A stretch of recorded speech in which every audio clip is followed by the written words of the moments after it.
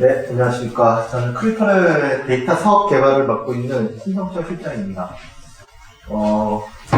저희 해안은 아까 이제 계속 아마 궁금하셨을 거예요. 사실은 이제 저희가 작년 9월에 라이브러리가 공개되고 올해 3월에 사실 어떻게 보면은 저희가 조금 더 이따 오픈해야 되는데 표준화 워크숍이 있다 보니까 그거에 좀 맞춰서 오픈을 하고 있고요. 아마 유로크립트 4월 버전을 조금 더 나갈 것 같고, 어떻게 보면 이제 해안이라고 하는 해안 스탯 통계라는 모듈이 오늘 소개는 안 됐습니다만 저희가 이제 통계청과 하고 있는 K통계 시스템이라는 게 있습니다. 그래서 국가 통계가 한 5천만 명의 통계를 사실 지금 보시면 이제 거의 통계만 나오잖아요. 그러니까 통계는 이제 통계청법에 의해서 사실 어지간한 기관들의 데이터는 다 가져가는데 통계만 내놓고 있는 거죠. 그래서 이제 그 통계들을 조금 더 자유롭게 쓸 수 있는 로우 데이터 상에서 암호화되어 있는 상태에서 안전하게 쓸 수 있는 이제 그 시스템을 저희가 만들고 있고, 이제 그래서 통계청이 요구한 통계가 사실은 좀 많습니다. 많아서 이제 통계청에서 쓸 수 있는 거의 많은 통계량들이 다 원하는 아까 서피션한 충분한 속도에 제공할 수 있게끔 해달라고 하는 게 요구사항이어서 아마 이제 프로젝트가 저희가 내년까지가 되는 걸로 알고 있습니다. 아마 그때쯤 되면 해안 스탯이라는 녀석이 그냥 우리 데이터 사이언티스트들이 쓸 수 있는 통계 툴 정도까지 가지 않을까. 그래서 아마 오늘 파이썬만 보여드렸는데 R까지도 곧 준비될 것 같습니다. 그래서 첫 술에 배부를 수 없어서 저희도 이제 좀 숨가쁘게 달려가는데 아무래도 저희가 오픈소스는 아니다 보니까 이제 내부 리소스를 활용해서 하다 보니까 좀 그런 게 있습니다. 이해해 주시고요. 이번 세션은 이제 아마 여기에 많은 이제 아카데미아에서 오신 분들 계시긴 한데, 사실 저희가 이걸 그냥 논문으로 발표하는 그런 걸 목적으로 하진 않습니다. 저희는 상업적으로 당연히 성공시키려고 하고 있고, 오전에도 이제 저희가 게임 체인저가 될 수 있다고 하는데, 저는 참고로 이제 통계학을 전공했고요. 저는 데이터 사이언티스트 역할을 이제 외부에서 한 20년 가까이 하다가, 사실 갖고 있는 페인 포인트가 되게 많아요. 분석가들이. 그래서 아까 이제 보면, 사실 동영암호라는 녀석을 분석가 입장에서 보면 아주 불편한 녀석이에요. 눈에 볼 수 없는데 분석하라는 건 사실 말도 안 되는 일인데, 그럼에도 불구하고, 그런 분석의 불편함보다는 사실 데이터를 가질 수 없는 불편이 훨씬 큽니다. 그러니까, 정말로 제가 두 기업의 데이터를 결합해서 마케팅을 하려고 했는데, 한 3개월 시도하다가 드랍한 일이 있어요, 실제로. 지금은 이제 가변처리 결합 기간이 생겨서 많이 편해졌지만, 사실 필드에서는 어떤 데이터들의 그런 소중함 혹은 데이터의 갈증이 훨씬 크고요. 데이터 결합 기간에서 결합을 해보신 적이 있을지 모르겠습니다만, 혹은 데이터 유통 기간이 있어요. 가보면 거의 99.9%는 익명 데이터예요. 통계 데이터. 그래서 처음에는 내가 은행 데이터를 만들었네 하지만 분석해보시면 통계밖에 없습니다. 그래서 그거의 활용에는 저희가 아직도 마이데이터 사업이라든지 데이터 빅데이터 사업이 아직까지도 제자리 걸음인 거는 저는 어떤 정보의 가치가 너무 낮지 않나. 그런 면에서 보면 저희 동영암호가 그거의 하나의 이제 좀 마중물이 될 거라고 봅니다. 동영암호 이제 오늘 한 하루 정도 들으셨을 텐데요. 동영암호에 관련된 이제 저희 키워드 관점을 좀 보면 가장 중요한 거는 이거 같아요. 그러니까 프라이버시, 그 다음에 개인정보, 또 민감정보. 그러니까 결국은 이제 정보를, 시큐리티하고 아까 프라이버시가 좀 다르단 말이 있었죠. 맞습니다. 그래서 저희가 지켜야 하는 기밀성과 또 노출되면 안 되는 이제 프라이버시가 좀 있는 것 같아요. 그래서 이 동영암호는 이 개인정보랑 민감정보에 좀 민감한 것 같고요. 당연히 이제 동영암호라는 거는 결국 저희가 암호 솔루션이라고 하지만 저는 암호라고 생각하지 않습니다. 저는 동영암호를 분석 솔루션이라고 보고 싶은 사람입니다. 그러니까 저희는 보호를 하는 거는 디폴트. 근데 연산할 수 있다, 분석할 수 있다가 저희의 핵심이고, 그러면 동영암호라는 게 이제 사실 나온 지 좀 됐죠. 2009년에 나왔고, 물론 이제 기술의 한계도 있습니다만, 왜 최근에 저도 사실 되게 놀랐는데, 오늘 생각이 많은 분들이 오셔서, 제 뒷자리에 앉으신 분이가 누가 그렇게 하시더라고요. 대한민국에 동영암 공부하는 사람이 이렇게 많아? 막 이러시더라고요. 저도 사실 놀랐는데, 왜 동영암호가 지금 시점에 이렇게 관심을 가질까라고 보면, 사실 정부의 마이데이터라든지 빅데이터와 연결되는 거죠. 그래서 금융의 마이데이터가 열렸고, 아시는 분들은 아시겠습니다만 의료가 사실 올 3월에 열리기로 했는데 아마 6월 정도 열릴 것 같습니다. 마이헬스웨이라고 해서 PHR이라는 앱이 나와 있어요. 이 보건복지부가. 그래서 퍼스널 헬스 레코더라고 해서 그 앱을 다운받으시면 여러분들의 진료 정보, 투약 정보, 건강검진 정보, 백신 접종 정보가 다 있습니다. 그래서 이미 의료 데이터가 이렇게 한쪽에 딱 준비되어 있어요. 그래서 이제 마이데이터처럼 열어드릴 거예요. 그래서 이제 지금은 의료기관만 가져가시지만 이제는 마이데이터 사업자가 물론 이제 여러분들이 동의하시면 됩니다. 그래서 내 데이터를 주세요라고 하는 전속 요구권이라는 게 이제 올 9월에 아마 확정될 것 같습니다. 나오면 의료 데이터도 이제 막 돌아다니는 거죠. 공공기관 데이터가 아마 저희 지금 민원24가 없어졌죠. 정부24로 바뀌었거든요. 예전에는 민원24가 이제 온라인에서 주민등록증 이런 거 떴는데 이제 아니죠. 민원24가 정부24로 바뀌었습니다. 그 얘기는 정부의 데이터들이 다 지금 연결되고 있다. 그래서 아마 아직 젊으신 분들은 모르시겠지만 좀 연배가 있으신 분들은 예전에 연말정산할 때 제가 카드사에서 다 띄었어요. 띄어가지고 누락되면 연말정산이 안 됐거든요. 지금 안 하시잖아요. 국세청이 돈 들어오는 건 기가 막히게 안 돼서 정부기관이 다 연결하고 있습니다. 개인 중심으로 다 연결했고요. 이제 교육도 아마 아직 교육은 구체적으로 나오진 않는데 정부 밑으로 아마 들어가서 그냥 제가 이렇게 말씀드렸지만 이제 이 정보를 이렇게 하나로 쫙 엮으면 저라는 사람의 페르소나가 너무 명확해지죠. 그냥 제가 누군지를 디파인할 수 있습니다. 그래서 이제는 사실 정보들이 너무 민감한 정보들이 이제 풀리기 시작하고 있어요. 그래서 제가 항상 저의 뇌피셜로 얘기하면 10년 안에 저 정보들이 다 제 손 안에 들어올 거라. 그 다음에 저런 정보들이 열리는 거에 맞춰서 사실 활용이 저희가 이렇게 눈 뜨고 돌아서면 새로운 게 나옵니다. 그래서 개인 맞춤형이라는 건 이미 이제 서비스가 안 되면 안 되는 거죠. 의료도 코로나 이후에 원격 진료에 준하는 이제 이런 데이터들, 그 다음에 예전에는 질병을 치료하는 쪽으로 많이 했습니다만 이제는 질병을 예측하고 사전 예방하는 쪽으로 가고 있습니다. 헬스케어나 이런 것들이. 그래서 개인 진단이라는 영역들 많이 나오고 있고 빅데이터나 AI는 말할 것도 없고요. 이제 아까 통계청 말씀을 드렸습니다만 정부가 이제 정부의 어떤 정권이 바뀌는 거와 상관없이 정부의 데이터들이 이제 세상으로 나오기 시작한 거죠. 그래서 정부가 통계에서부터 노데이터까지 이제 오픈하기 시작했습니다. 그래서 이것들이 제가 볼 때는 동용업무가 지금 새롭게 평가받고 있는 이유가 아닐까 싶습니다. 그러면 이렇게 뉴스 케이스를 좀 말씀을 드리겠습니다. 저희 제가 여기서 가장 놀랐던 거는 사실 첫 번째에 있는 거예요. 실시간 위치 공유 서비스인데, 아이쉐어링은 이제 국내 기업이 만든 거지만, 이거 전에 사실 저는 젠리라고 하는 앱이 있었습니다. 그래서 젊은 친구들이, 10대 친구들이 저거 서로 위치를 공유합니다. 그래서 내가 어디든지 실시간으로 위치를 공유해요. 그러니까, 왜 이상한지 모르시는 분들이 계실 텐데요.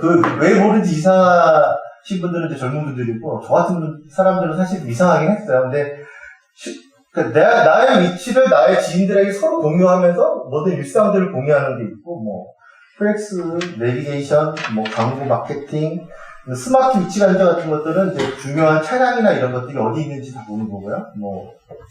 포켓몬도 있고.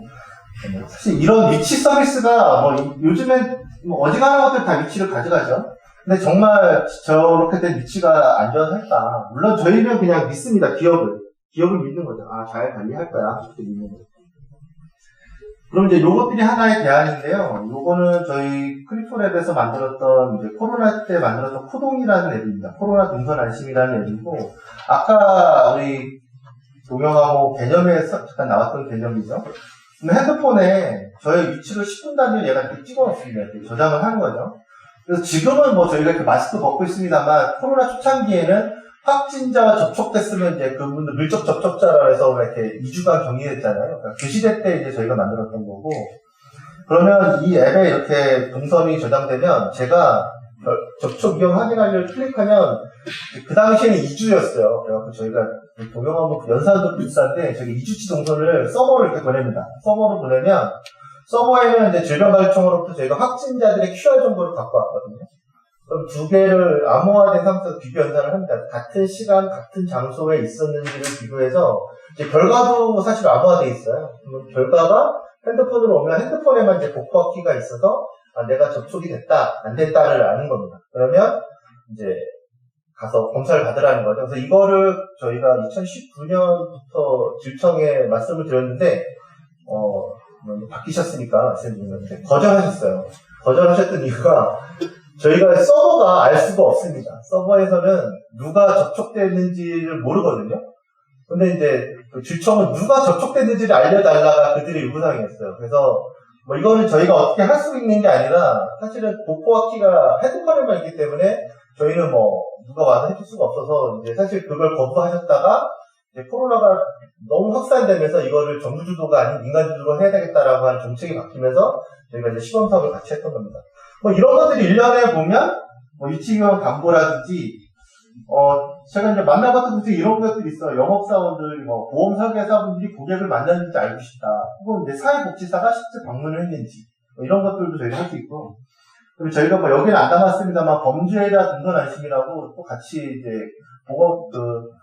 개인정보위랑 키사에서 상을 받아서 만들었던 앱이, 스토킹 범죄자와 피해자의 위치를 실시간으로 연산해서, 내 위치에 가까이 오면 알람을 주는 앱을 만들었습니다. 그래서 실제로 접근이 되는 걸 알 수 있고, 이런 거 있습니다. 유형물 차량이 상권보호지역에 가면 안 되고, 노후 차량이 시내에 들어오면 안 되거든요. 이제 그런 것들을 하는 거를, 예를 들면 유형물 차량 같은 경우는 GPS, 내비게이션을 내세요라고 해서 이제 GPS를 육안으로 보고 계시답니다. 이런 것들은 사실, 저희, 이 모듈을 쓰면 그냥 실시간으로 프라이버시를 보호하면서 접근 금지역 교육에 가지 않는 걸 알 수 있겠죠. 반대로 저희가 이 개념 반대로 바꾸면 치매 노인 방지라든지 미아 방지 같은 것들 이런 것들도 실제로 쓸 수 있다. 두 번째 케이스는 이제 동영 업무를 어떨 때 쓰면 좋겠다라는 걸 말씀드리는 거예요. 그러면 이제 이거는 어떻게 보면 이제 우리가 AI를 많이 쓰는데 이루다라는 거라가 기억하실 수도 있고.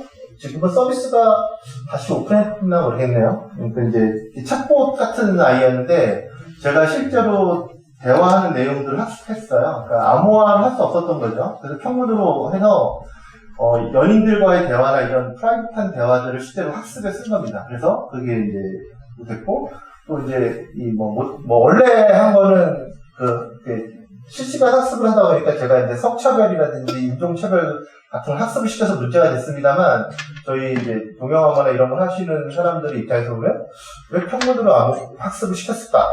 개인의 프라이버시들이 다 나타나는 거죠. 그 다음에 옆에 거는 글램이라는 앱이 있더라고요. 저는 좀 모르겠습니다만. 그러면 이제 이 앱은, 이렇게 데이팅 앱의 이제 고질적인 문제가 가짜 고객이 많답니다. 그래서 자기 얼굴이 아닌 거. 그래서 실제 내 얼굴을 이렇게 인증시키는 앱이래요.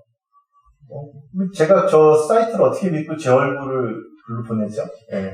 그냥 믿고 보내는 거죠. 저의 얼굴들이 저기 어떻게 저장되어 있는지 모르는 겁니다. 그래서 실제로 저런 데이팅 앱이 해커의 공격에 의해서 털리는 경우가 많습니다. 그래서 혹시 골드스푼이라고 들어보신지 모르겠습니다만, 진짜 말이 재밌죠. 금수저예요. 그래서 상위 1%들만 들어오는 앱인데, 진짜 앱이 있어요. 그런 앱이.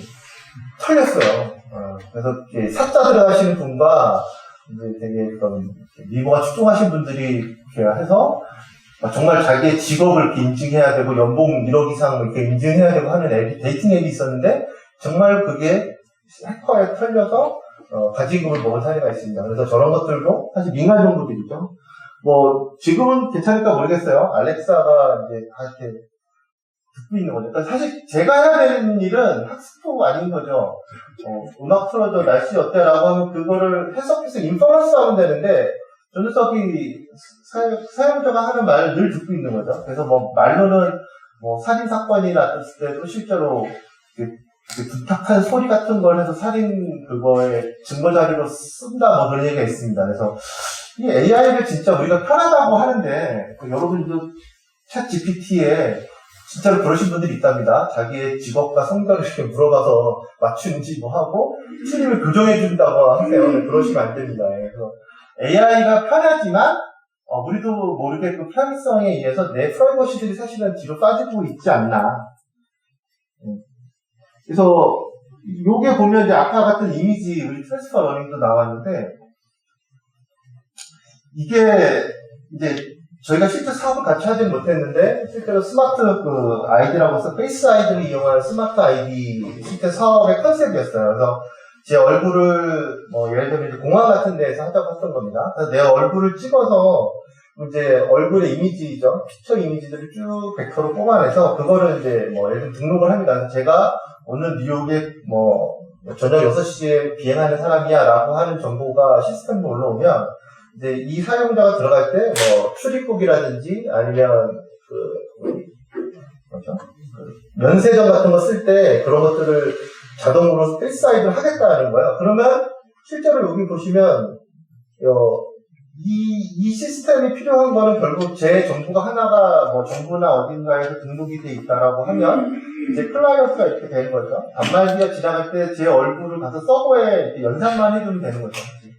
그 연산이 가능하냐는 거였고, 이거는 아마 코사인 시뮬레이터 정도가 비교 연산이 가능해서 충분히 가능하다라고 했던 겁니다. 근데 이게 이제 어디에 또 쓸 수 있냐면, 여러분들 그 CCTV 촬영할 때, 그 군중, 이렇게 다수가 모이는 곳에는 설치가 안 되고요. 아마 그게 공공의 목적일 때만 되는 걸로 알고 있습니다. 그 다음에, 뭐 병실 같은 데도 설치하면 안 되고, 뭐 화장실이나 당연히 목욕탕 안 되죠.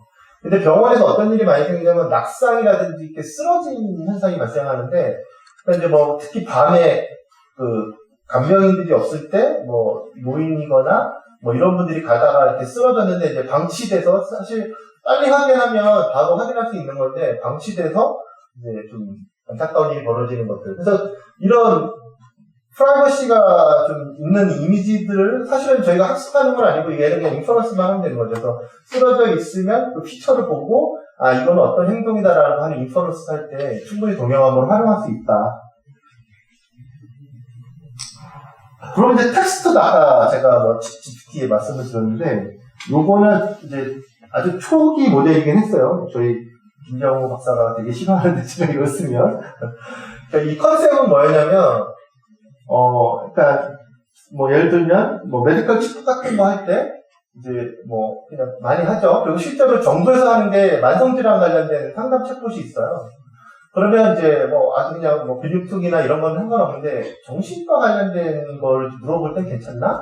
혹은 이제 뭐 성병이나 이런 거에 대해서 물어볼 땐 괜찮나? 그러니까 이게 어딘가에 평행으로 나오는 문제 없나? 이거 이제 버트라고 하는 저희가 인베딩 벡터를 쓰는데 그것도 저희가 다음 부분에 안 담았습니다만 그것을 사실 다시 어택을 하면 한 70%, 50에서 70% 정도 풀 센텐스는 안 되지만 키워드들을 다시 유추해낼 수 있다는 게 이제 포넬대에서 나온 겁니다. 그래서 저희가 이제 이걸 하는 인베딩 벡터로 나와서 그것들을 실제로 얘가 뭐다라고 하는 추론하는 걸 로지스틱 리그레션을 써서 해서 저희가 이제 뭐 관련 특허나 논문에서도 우수상을 받았는데요. 그러니까 텍스트도 가능하다는 거죠. 그래서 지금 보시면 제가 이렇게 뭐 포크 어쩌고 저쩌고 이렇게 증상을 나오면 이 챗봇이 그 학습을 해서 아 이건 감기야 뭐 이렇게 해서 증상을 찾아내는 실제로 이제 뭐 데모를 만들어드린 적이 있습니다. 그래서 뭐 이런 것들이 필요한 거는 이제 메디컬 챗봇도 있습니다만 뭐 PC 문자 아까도 잠깐 나왔죠. 그 스펠링 고쳐주는 거. 스펠링을 고쳐주려면 그 누군가 소비자가 쓰고 있는 글을 다 봐야 되는데 그럴 필요가 없는 거죠, 사실.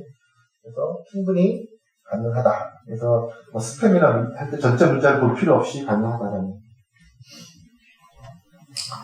그 다음에 이제 그 동영어모가 아까 이제 인퍼런스 할 때도 필요했는데 그러면 이제 트레이닝 할 때도 필요한 건데 이건 뭐 아까 탱크 같은 얘기일 것 같은데 실제로 이제 국방부나 이런 군사 관련된 데서도 뭐 이런 잘 아시겠습니다만, 이제 군인이나 이런 어떤 직업의 특수성으로 인해서 거기에 계속 이런 뭐 소위 소타라고 하는 최신의 기술들의 엔지니어들을 확보한다는 거, 유지 관리한다는 게 쉽지는 않을 것 같습니다. 그래서 뭐 이제 여기에 보면 이런 그 국방 분야 인공지능 뭐 제고 방안에 보면 이런 내용이 있습니다. 민간 협력을 제약하는 요소들이 있다. 뭐냐면 인공지능 기술의 원천과 폭력의 활용 측면에서 민간 주체가 우위가 되는데 문제는 군사의 규격이라든지 보안 문제 때문에 어렵다는 거죠. 그래서 아까 실제로 이거 보여드린 것처럼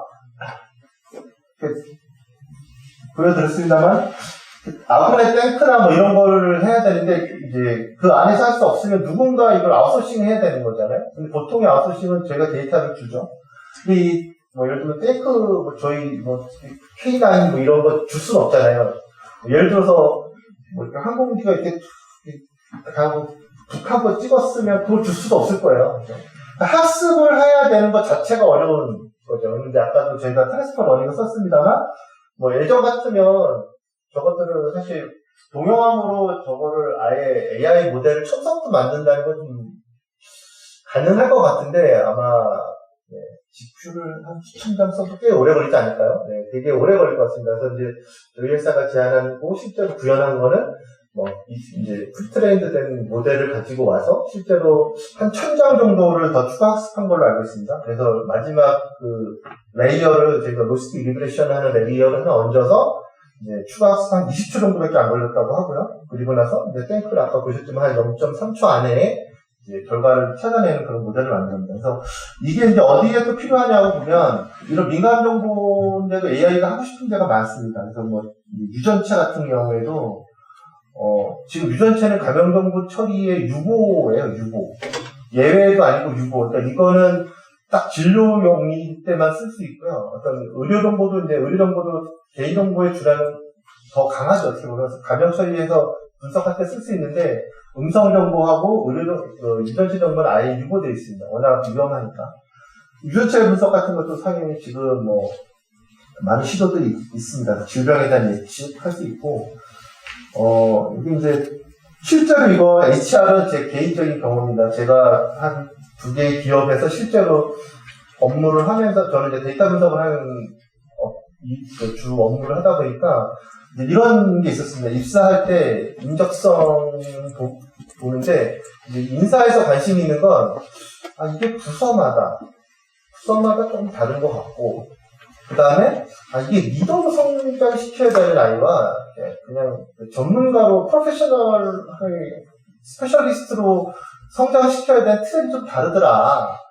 근데 이제 할 수 있는 게 결국은 입사 때, 그 다음에 이제 성과평가인 거죠. 그래서 실제로, 그럼 감염 처리해서 주세요라고 했는데, 이게 이제, K 익명성이 깨진 거죠.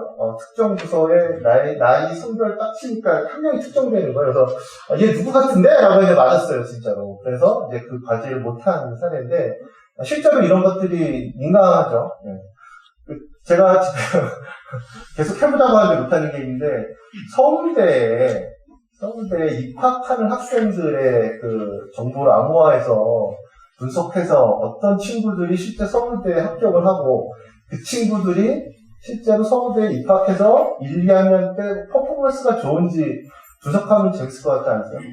네, 근데 안 된답니다. 네, 그거는 프라이버시뿐만 아니라 정책적으로 안 된다 그래서 사실 저는 이제 그런 걸 좀 해보고 싶긴 했어요. 이런 걸 해서 어차피 그 키는 입학관리본부에서 관리하세요. 저희는 분석만 하고 인사이트만 뽑을게요. 근데 그 인사이트가 안 된다고 하네요. 그래서 이제 그런 거 할 때 동영암호가 사실은 이제 힘을 발휘하는 거죠. 그래서 민감한 정보들을 갖고 모형을 만들 때. 그 다음에 이제 결합할 때 사실 많이 필요합니다. 결합할 때 이제 저희 데이터 사이언티스트들은 지금 그래서 다행히 결합 기간이 있어서 많이 좀 풀렸어요. 많이 풀리긴 했는데, 이거 제가 그냥 설명 안 드릴 건데, 왼쪽 그림이, 이거 결합 프로세스예요. 네. 보시면, 사전 준비하고 심사해야 되고요. 결합 정보 송수신하고, 키 제너레이트 해야 되고, 신뢰 기간에 키를 맡겨야 되고, 그거를 다시 또 심사 요청을 해야 되고, 반출하고. 근데 이게 또 중간에 보시면 이렇게 딱 가는 게 있죠. 부정 판정을 가지고 다시 프로세스를 탑니다. 그래서 어떤 기관이 이걸 많이 하면 제가 알기로 요즘에 한 달까지 추격된 적을 봤는데요.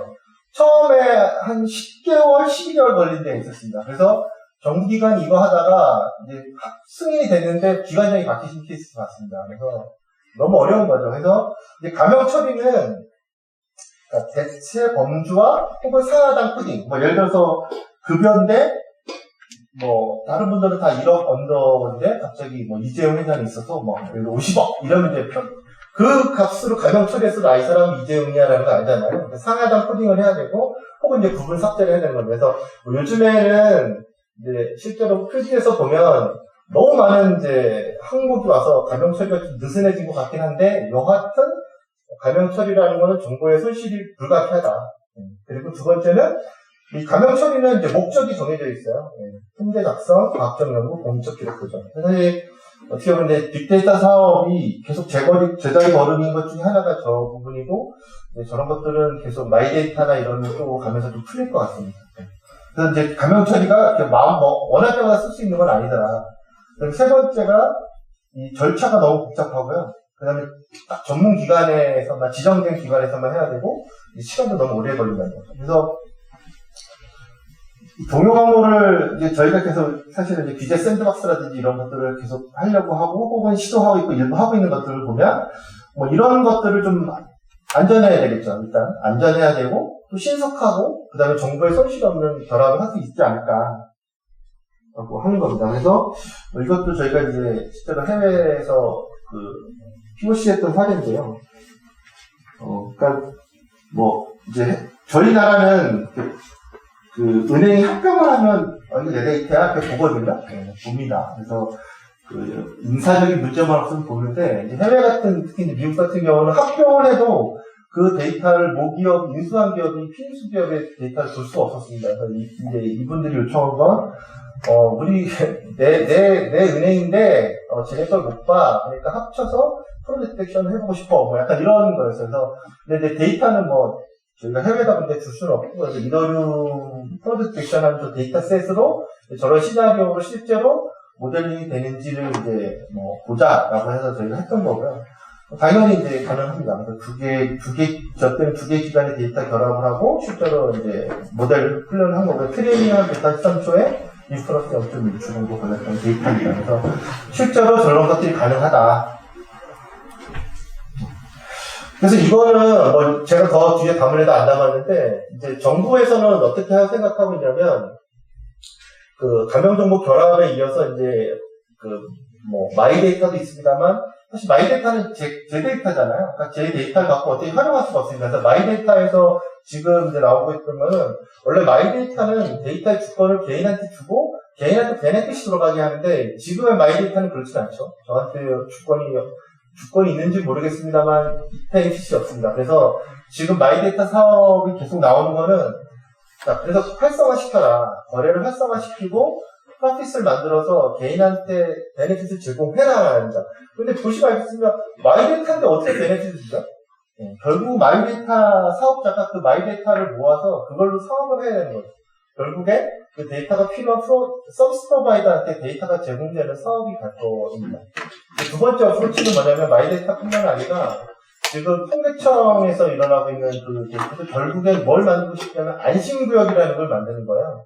그래서 우리가 이 구역엔 안심할 수 있으니까 여기에 넣을게. 근데 감염처리 결합은 주어진 조건에 있을 때만 그 목적이 달성되면 버려야 되는데, 안심구역은 그게 아니고 로데이터 상으로 데이터들, 그래서 뭐 저희 동영업만 들어가 있는 게 아니고 재현 데이터도 있고 일부 들어가 있습니다. 데이터들을 집어넣으면 그 안에서 원하는 거 분석을 하고 대신 데이터는 볼 수 없습니다. 그래서 결과만 가져갈 수 있는 그런 안심구역을 만들고 있고요. 이게 통계청에서만 일어나는 게 아니고, 저희가 국토교통부랑 또 이제 생태계 구성이라고 하는 과제를 지금 2차년째 하고 있는데, 거기서 똑같습니다. 국토교통부도 뭐 도로공사라든지 아니면 뭐 저희 자동차 검사 같은 데이터들, 톨게이트 데이터가 있는데, 이제 쓰려면 이제 제한이 걸리는 거죠. 그래서 걔들도 똑같이 안심구역을 만들어서 그 안에 와서 실제 활용할 수 있게끔 그렇게 하고 있으면서, 제가 생각하는 것들은 이제 동영업무라는 것이 결국은 이제 제가 기업체를 만나서 얘기할 때, 그냥 내 데이터를 쓰고 싶을 때 동영업무 쓰시라라고는 안 합니다. 아직까지는. 저희가 아까 이제 해양을 드렸습니다만, 저희가 조금 더 갈 길이 있습니다. 그런데, 기존에 쓸 수 없었던 데이터들, 그런 것들은 저희 동영업을 한번 해보시라고 합니다. 그래서 오히려 요즘에는 의료 쪽에서, 금융보다도 의료 쪽에서 더 많이 저희들이랑 협업을 하고 있고 진행되고 있습니다. 네, 그래서 이것도 아까 보여드린 것처럼 QR에 관련된 거 남겨주시면 저희들이 좀 팔로우를 해드리겠습니다. 혹시 요 활용 방안에 관련되거나 아니면 이제 아까 기술에 대한 것들 중에 또 좀 질문 더 하고 싶으신 분 있으시면 질문.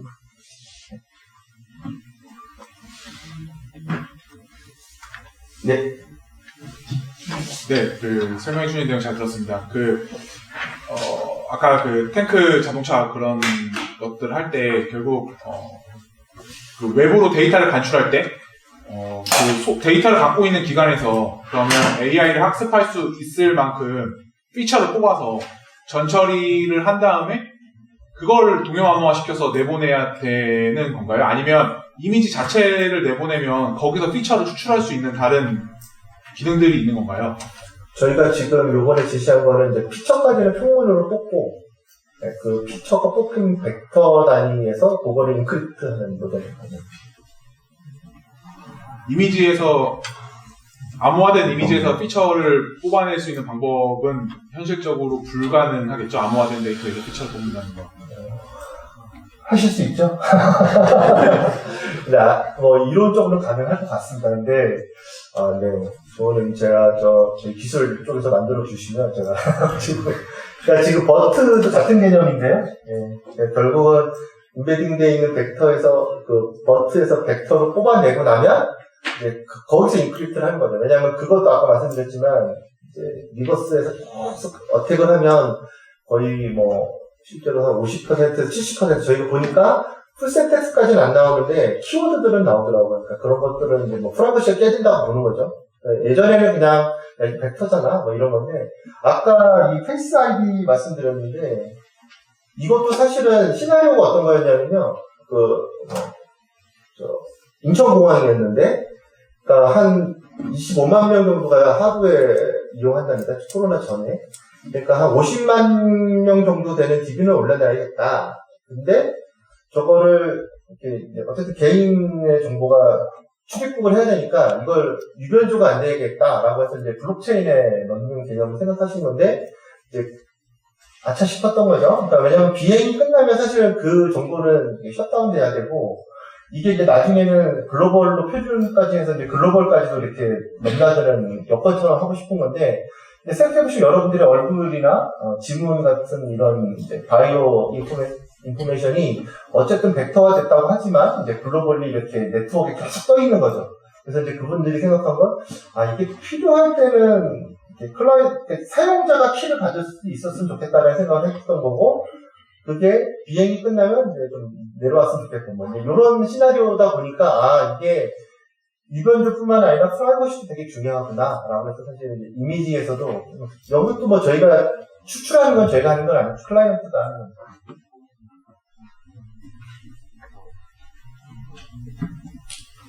혹시 더 네네.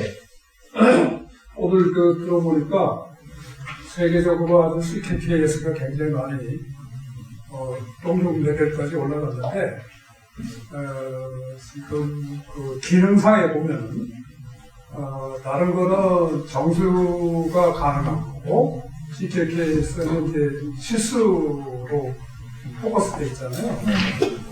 지금 말씀하신 많은 애플리케이션이 정수도 있을 것 같은데 어느 게 선택이 좋은 거예요? CKPS 쓰는 게 좋은지 아니면 너무 CS 찍으니까 어떻게 모르겠는데 그러니까 어차피 실수 연산하면은 정수 애플리케이션에서는 조금 손실이 있지 않을까 생각이 들어서 그러니까 어쨌든 아까 보셨다시피 정확한 계산이 안 되잖아요.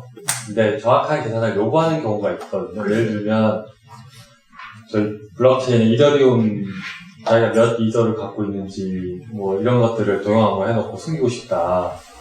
근데 0.0001이라도 하나 차이 나면 큰 손실이잖아요. 그러니까 사실 그런 곳에서는 이런 CKKS 같은 게 쓰이는 게 일단은 어플리케이션상 불가능하다고 생각합니다. 그래서 그거는 어떻게 보면 정수 기반의 동영암호를 쓴다면 정확할 텐데 그러니까 어플리케이션마다 다를 것 같아요. 근데 실수를 다루다 보니까 이게 다른 스킨보다는 이게 훨씬 넓은 것 같고요. 사용될 수 있는 사례들이. 연산 스피드는 어떻게 될까요? 연산 스피드는 사실 이제 정확하게 어떻게 비교해봐야 될지 모르겠는데요. 예를 들어 벤치마크나 이런 거 없었어요? 이게 패키지가 서로 이렇게 경쟁하는 같은 스킨끼리 현재 비교되는 것들이 진행되고 있습니다. H벤치라고 해서 인터넷 찾아보시면 나올 텐데요. 같은 스킨끼리 CKKS를 여러 아까 라이브러리들이 CL, 헬리 이런 데서 구현을 하지 않았습니까? 그러면 그것들 구현들이 다 다르니까 알고리즘 같더라도 구현이 다 다르니까 그런 것들을 비교하는 것들은 지금 현재 진행 중에 있는데 다른 스킨끼리는 현재는 비교되지 않고 있고요. 근데 뭐 그런 것들은 있습니다. 정수 기반 암호를 가지고도 계산하면서 그것들을 어떻게 보면 소수로 표현됐다라고 생각하고 구현을 할 수가 있잖아요. 근데 이제 정수가 커지면 커질수록 변화 속도가 점점 느려지거든요. 그래서 그렇게 쓰기에는 한계가 있다. 그러니까 정수 기반은 어떻게 보면 정수 기반으로만 써야지 실수로 어떻게든 추상해서 쓰기에는 부적합하다라고는 다들 알고 있고요. 네. 그러니까 CKDS가 모든 곳에 쓸 수 있다라고 저희는 말씀드리는 건 아니고 정수 기반 암호가 꼭 쓸 필요가 있는 그런 어플리케이션이 분명히 있습니다. CKKS를 정수 기반으로 만들 생각은 있어요? 지금은 없어요? 아예 새로운 스팀을 만들어야 되지 않을까요? 그리고 다른 질문인데, 네. 여기 질문하니까, 라이브러리 오픈에 대한 얘기인데요. 내일 오픈하는 게 100%는 아닌 것 같은데, 근데 결국에 뭔가 회사가 컨피덴셜리티가 좀 있어갖고, 지킬 건 지키고, 오픈하는 그런 스탠스를 갖고 있는 것 같은데, 100%는 오픈을 안 하시는 거예요. 네, 이걸 대표님은 아실 것 같은데 관련된 게 있어요? 어떻게 기초 라이브러리는 공개되어 있죠. 그러니까 저희가 우선은 바이너리만 공개되어 있습니다. 바이너리. 그러니까 빌드된 바이너리만 공개되어 있고요. 그러니까 해안 라이브러리도 바이너리 공개되어 있고 이제 API 문서도 같이 있어서 그러니까 비상업적인 용도로는 연구용이든 뭐 공부용이든 비상업적인 용도로는 마음껏 쓰라고 이제 공개를 해놓은 거고요. 그리고 이제 바이너리 해안 라이브러리 외에 해안 스탯도 내일 이제 바이너리로 일단은 공개해놓고 문서와 같이 비상업적인 용도로 무료로 쓸 수 있게 공개할 예정입니다. 다른 라이브러리도 다 바이너리로 오픈되어 있나요? 아까 말씀드렸던 오픈소스들은 그냥 오픈소스입니다. 네. 소스까지 공개되어 있습니다. 그리고 좀 찝찝한 것 같은데, CKKS가. 그러니까 찝찝하기보다 감춘다기보다 이제 저희 구현 기술들을 감추고 싶은 건데요. 그러니까 실제로 써보시면 그런 오픈소스랑 저희랑 이제 저희도 아까 H벤치를 말씀드렸지만 H벤치로 비교를 해보면 저희께 몇 배, CPU에서도 몇 배 빠르고 저희는 이제 또 GPU 구현이 있기 때문에 GPU 구현으로 비교를 하면 몇십 배 차이가 나거든요. 그러다 보니까 이게 어떻게 보면 회사의 자산이고, 그래서 현재는 가까운 미래에는 공개되지는 않을 것 같습니다. 네, 응원합니다. 열심히 하시고. 네, 감사합니다. 지난번 저희가 IBM하고 이제 하면서 그때 한번 벤치마킹 했던 걸로 기억하고요. 그때 아마 MSC하고는 한 90배 이상 차이 났던 걸로 알고 있습니다. 같은 스킨을. 제일 나쁜 거 비교한 거. 그래도 아마 CPU라는 거는 MSC이 그래도 지금 최근 거 토로스도 쓴 것 같아요. 거까지 이게 안 했어요? 그래도 실수에서는 가장 빠르지 않을까 생각하고 있습니다. 실수는 CKKS 그래서 저희가 이제 지금은 뭐 라이브러리를 공개하고 있습니다만 이제 저희가 해안이라고 하는 브랜드는 소프트웨어의 약간 솔루션으로 저희 바라보고 있습니다. 그래서 이제 아까도 보여드렸습니다만 사실 저희가 데이터 사이언티스트들이 쓸 수 있는 동영함을 만들고 싶은 거예요. 그래서 지금은 사실 진입장벽이 너무 높습니다. 그래서 해안을 동영함을 쓰려면 일단 C도 알아야 되고 동영함을 어느 정도 알아야 되는데 이제 그걸로는 사실 세상이 바뀔 것 같지는 않습니다. 그래서 저희가 지향하는 거는 이제 그런 라이브러리 계속해서 공개하는 것보다는 저희가 그냥 엔드 투 엔드로 넘어가서 분석까지 쓰실 수 있는 이제 파이썬이나 R로 실제로 아마 구현이 될 것 같고, 그때 이제 에코시스템이 만들어지면 아마 거기에 사실 저희가 모든 이런 신규 알고리즘을 다 구현하는 건 한계가 있을 것 같아요. 그런 쪽은 아마 코업이 될 것 같은데, 이제 라이브러리 핵심 연산이나 이런 것들이 아마 공개되지는 않을 것 같습니다. 네. 그리고 저희가 한 30분인데요. 혹시 더 질문이 없으시면 이렇게 마치도록 하겠습니다. 네, 수고하셨습니다.